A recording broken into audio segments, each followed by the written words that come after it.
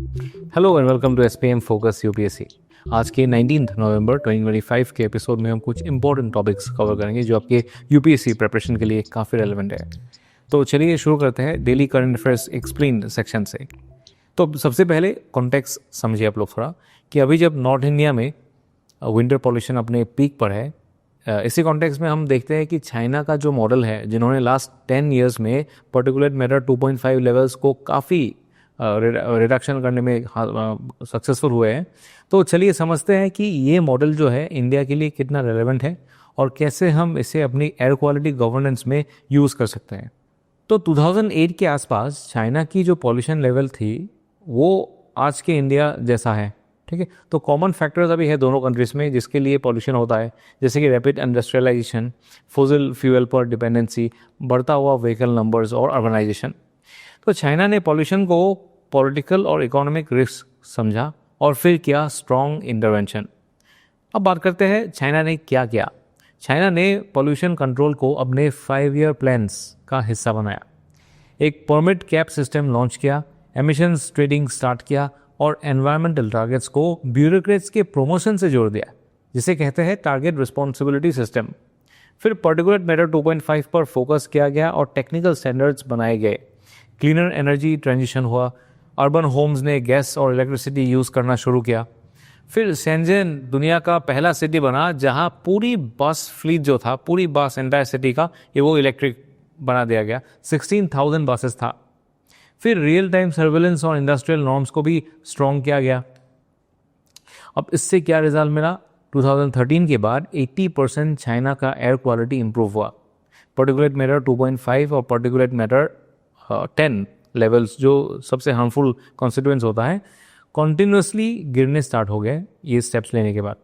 फिर emission load 30% तक कम हुआ। अब बात करते हैं इंडिया के लिए क्या रोड मैप हो सकता है।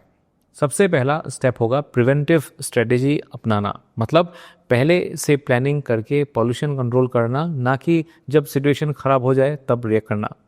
दूसरा, एक स्ट्रॉन्ग और मेजरेबल सिस्टम होना चाहिए, national air quality accountability framework, जिसमें हर सिटी और डिस्ट्रिक्ट के लिए क्लियर टारगेट्स फिक्स हो, जैसे पर्टिकुलर मैटर 2.5 लेवल इतना होना चाहिए, ये परसेंटेज इतना होना चाहिए, इतना परसेंटेज तक रिडक्शन होना चाहिए 2 साल में। तो ये सारे चीज़ होना चाहिए। और अगर टारगेट्स मीट नहीं होते तो अकाउंटेबिलिटी भी फिक्स हो, जिस तरह चाइना ने ऑफिशियल्स के परफॉर्मेंस को एनवायरमेंट गोल्स के साथ जोड़ा था। तीसरा, क्लीन एयर को अलग से ट्रीट करने की जगह उसको industrial policy, transport policy, energy planning और अर्बनाइजेशन के प्लानिंग में मर्ज करना होगा। सोचिए, अगर नए सिटीज़ डिज़ाइन हो रहे हो तो उनमें ही ग्रीन जोन्स, इलेक्ट्रिक ट्रांसपोर्ट और लो एमिशन जोन्स प्लान कर लिया जाए so that pollution control naturally integrate हो जाएगा इस नया सिटीज़ के डेवलपमेंट के साथ। छोटा पॉइंट है कि उजाला स्कीम जो है उसका सिर्फ कवरेज बढ़ाना नहीं बल्कि रिफिल को भी अफोर्डेबल बनाना होगा, क्योंकि अक्सर लोग पहली बार तो गैस कनेक्शन ले लेते हैं लेकिन रिफिल महंगा होने की वजह से वापस बायोमास या वुड फ्यूल पे चला जाता है, जो एयर पॉल्यूशन का एक मेजर सोर्स है। फिर पांचवा बोल सकते हो, इंडिया को हैवी इन्वेस्टमेंट करनी होगी इलेक्ट्रिक मोबिलिटी और ग्रीन पब्लिक ट्रांसपोर्ट पे। सिर्फ ईवी लॉन्च करने से काफ़ी नहीं है, चार्जिंग स्टेशंस का नेटवर्क, बैटरी रिसाइकलिंग और लास्ट माइल कनेक्टिविटी पे भी काम होना चाहिए। पब्लिक बसेस को भी इलेक्ट्रिक बनाने में फोकस हो, शेंजन ने जो किया। और लास्ट बट इक्वली इम्पॉर्टेंट, लोगों का पार्टिसिपेशन।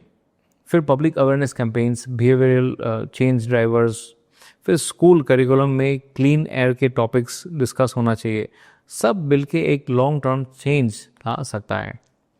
ये रोड मैप तभी सक्सेसफुल होगा जब सेंट्रल, स्टेट और लोकल गवर्नमेंट्स और सिटीजन सब मिलके इसमें एक्टिव रोल लेंगे। अब चलिए देखते हैं दूसरा टॉपिक, वाइट कॉलर टेररिज्म और इंटरनल सिक्योरिटी में इसका चैलेंज। अब ये समझना इंपॉर्टेंट है, ये वाइट कॉलर टेररिज्म क्या होता है। इसका मतलब होता है एजुकेटेड हाई स्टेटस लोग जिन्होंने अपनी प्रोफेशनल पोजीशन का यूज़ किया है टेरर एक्टिविटीज़ के लिए।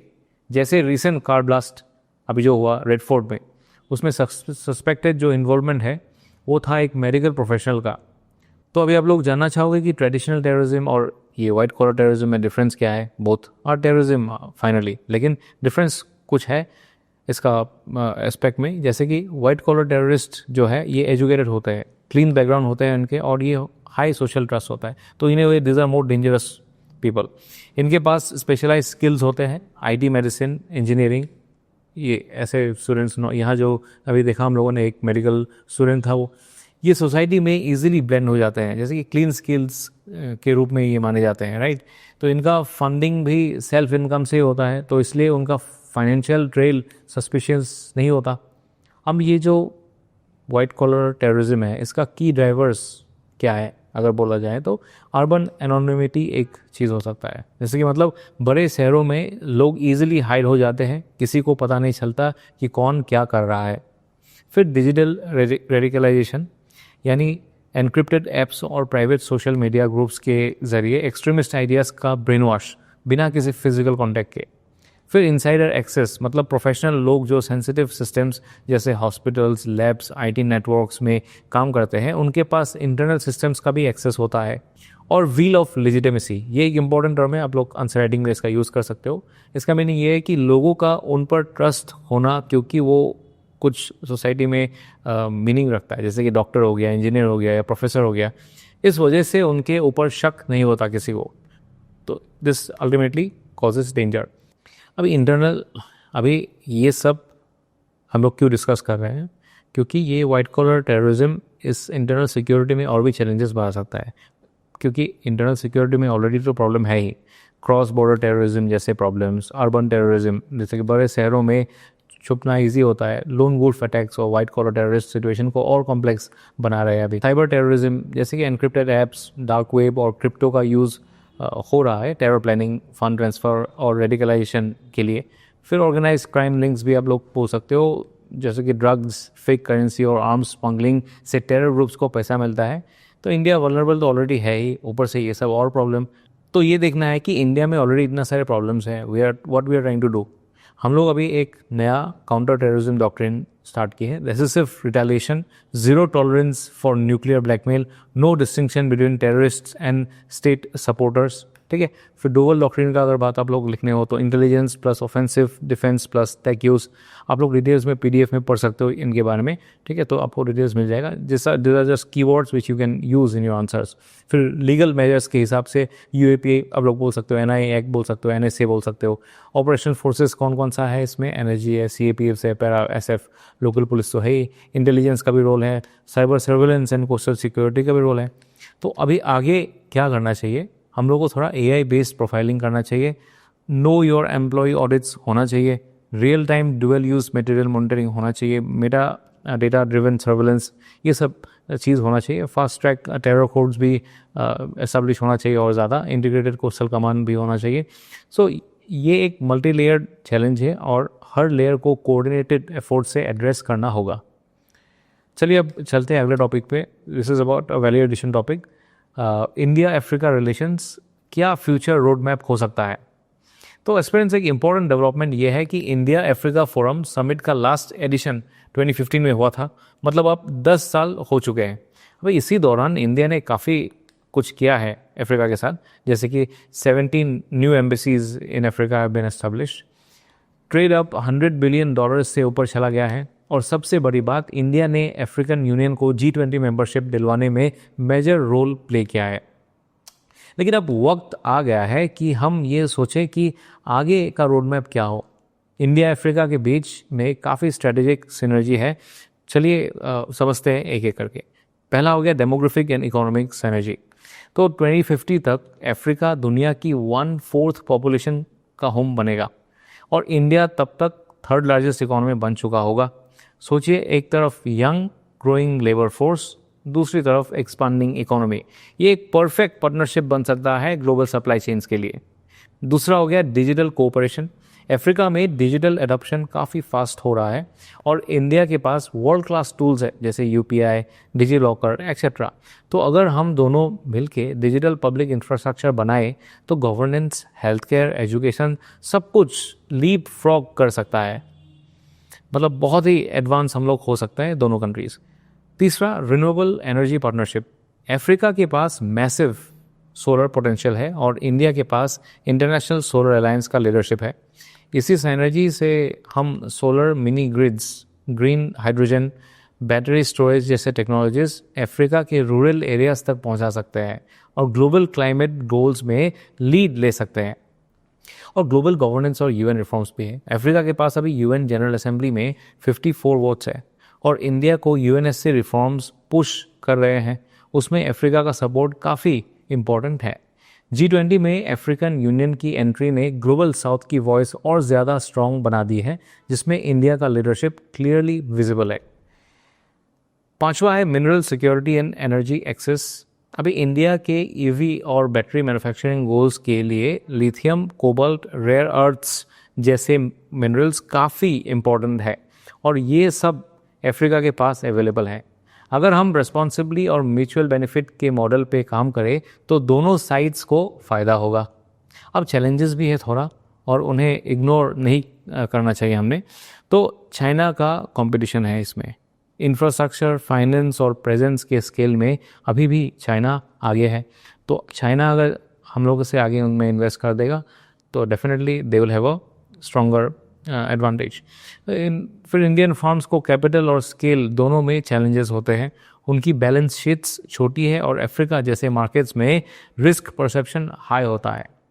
और समिट का गैप भी आप लोग बोल सकते हो, जैसे कि 10 साल भी लग गया है कि नहीं। 2015 के बाद कोई मेजर ऐसा समिट नहीं हुआ, जिसका मतलब लॉन्ग टर्म पॉलिसी का कॉन्टिन्यूटी मिसिंग है। और इंडिया का अफ्रीका अप्रोच अभी भी थोड़ा फ्रेगमेंटेड है, रीजनल स्ट्रेटजीज प्रॉपरली इंस्टीट्यूशनलाइज नहीं हो पाई है। तो अब सवाल है वे फॉरवर्ड क्या है। फाइनेंस को रियल आउटकम्स से जोड़ना होगा, जैसे कि लाइंस ऑफ क्रेडिट सिर्फ अनाउंस करने से कुछ नहीं होगा, उससे टेंजिबल रिजल्ट्स आने चाहिए, जैसे स्कूल्स, रोड्स, हॉस्पिटल्स या लाइवलीहुड्स क्रिएशन।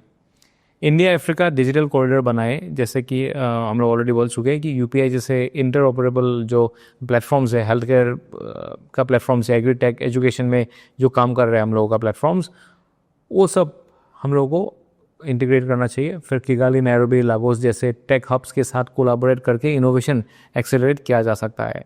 और ये जो समिट हुआ है, ये हर 2 साल में समिट को हम लोगों को करना चाहिए, ताकि लॉन्ग टर्म रोड मैप बना रहे और प्रोग्रेस इसका ट्रैक हो। फिर आप लोग बोल सकते हो को प्रोडक्शन मॉडल भी अडॉप्ट कर सकते हैं हम लोग, सिर्फ रॉ मटेरियल्स एक्सपोर्ट इंपोर्ट नहीं, बल्कि green hydrogen, pharma, electronic vehicles और डिजिटल हार्डवेयर में जॉइंटली प्रोडक्शन कर सकते हैं हम लोग।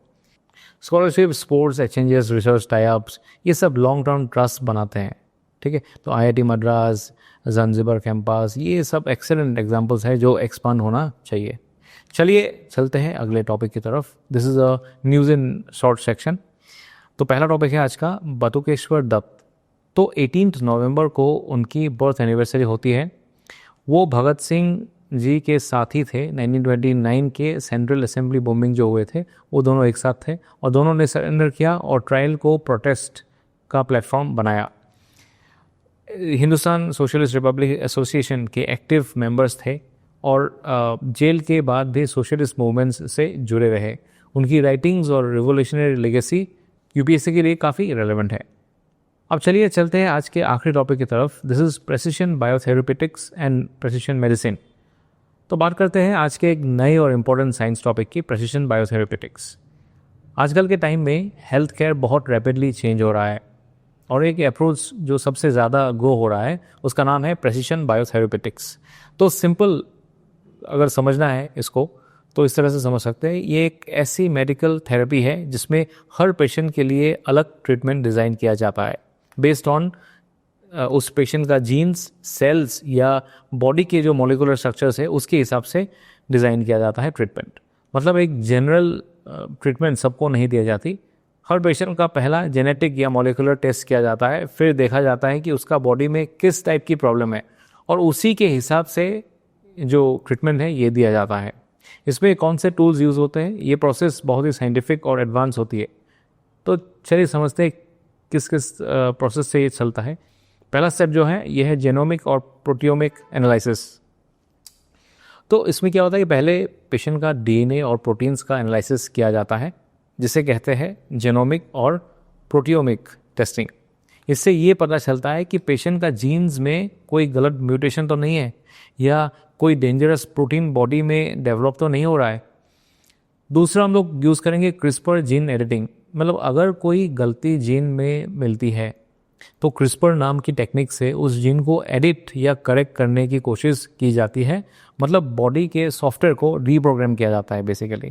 फिर थर्डली mRNA थेरेपीज, ये वही टेक्नोलॉजी है जो कोविड-19 वैक्सीन में भी यूज़ हुई थी। इसमें एक मैसेंजर आरएनए मॉलिक्यूल बॉडी में भेजा जाता है जो बॉडी को बताता है कि कौन सा प्रोटीन बनाना है या कौन सा नहीं बनाना है, ठीक है। और चौथा मोनोक्लोनल एंटीबॉडीज़, ये स्पेसिफिकली बनाए गए हैं प्रोटीन मॉलिक्यूल्स होते हैं ये, जो किसी स्पेसिफिक वायरस या कैंसर सेल जो है उसको जाके डायरेक्टली टारगेट करता है और न्यूट्रलाइज करता है। और पांचवा आर्टिफिशियल इंटेलिजेंस और मशीन लर्निंग, इसमें ये भी इसका भी यूज़ किया जाएगा, जैसे कि हम लोग बोलते हैं एआई और एमएल का यूज़ किया जाता है ताकि ये प्रेडिक्ट किया जा सके कि कौन सी दवा पेशेंट की बॉडी में कैसे रिएक्ट करेगी ताकि सेफ और इफेक्टिव ट्रीटमेंट दिया जा सके। अब सवाल है ये इंडिया के लिए इम्पोर्टेंट क्यों है। इंडिया में आज के टाइम में लगभग 65% डेथ्स जो है ये नॉन कम्युनिकेबल डिजीजेस से हो रही है, जैसे कैंसर, डायबिटीज़, हार्ट डिजीज़। इस बीमारियों का जो अर्ली स्टेज होता है इसमें पता ही नहीं चलता। तो अगर हम लोग ऐसा प्रोसेस ढूंढ लें कि इसको आइडेंटिफाई किया जाए और पर्सन स्पेसिफिक ट्रीटमेंट मिल जाए तो काफ़ी डेथ्स प्रिवेंट हो सकती है। अब प्रिसिशन बायोथेरेप्यूटिक्स से जेनेटिक रिस्क तो पहले आइडेंटिफाई किया जा सकता है, फिर जो मेडिसिन है, डोजेस है, हर पेशेंट के बॉडी के मुताबिक फिक्स की जा सकती है, मतलब ट्रीटमेंट, और लॉन्ग टर्म कॉम्प्लिकेशंस अवॉइड किया जा सकता है। इंडिया में कौन सा इंस्टीट्यूशंस और कंपनीज इस फील्ड में काम कर रहे हैं? Institute of genomics and integrative biology, national institute of biomedical genomics, और प्राइवेट सेक्टर में भी कोई है, Biocon biologics, doctor Reddy's laboratories. तो यही सारे कंपनीज हैं जो फ्यूचर एस्पेक्ट्स ऑफ बायोथेरेपेटिक्स के लिए काम कर रहा है। तो एक्सपीरियंस आज के लिए इतना ही, कल फिर मिलेंगे नए टॉपिक्स के साथ। This is focus UPSC signing off. जय हिंद।